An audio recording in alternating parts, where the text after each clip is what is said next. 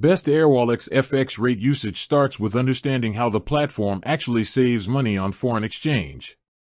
Airwallex uses real-time interbank FX rates, not inflated retail rates, which means conversions are done close to the mid-market price you see on global currency charts.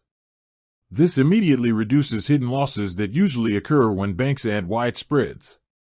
To maximize FX value, always convert funds only when payments are ready to be made.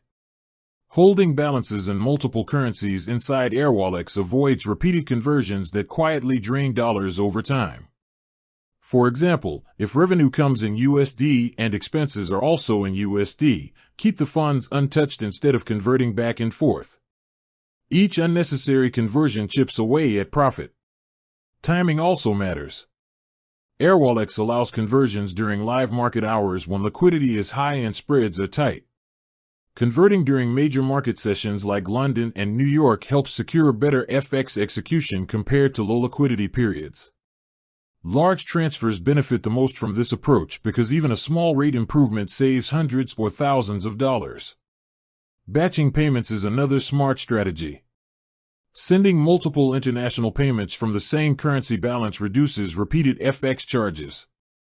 Businesses paying suppliers across Europe or Asia can convert once and pay many recipients, preserving more dollars instead of losing value on every transaction. Airwallex's multi-currency accounts also eliminate the need for correspondent bank fees.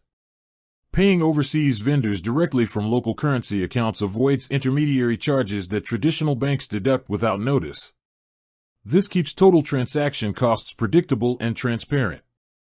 Using Airwallex cards linked to foreign currency balances further improves FX efficiency. Spending directly from the matching currency avoids forced conversions at poor rates. Every purchase reflects the true value of the dollar at the time of spending. Consistent FX discipline with Airwallex transforms currency exchange from a cost center into a controlled financial advantage.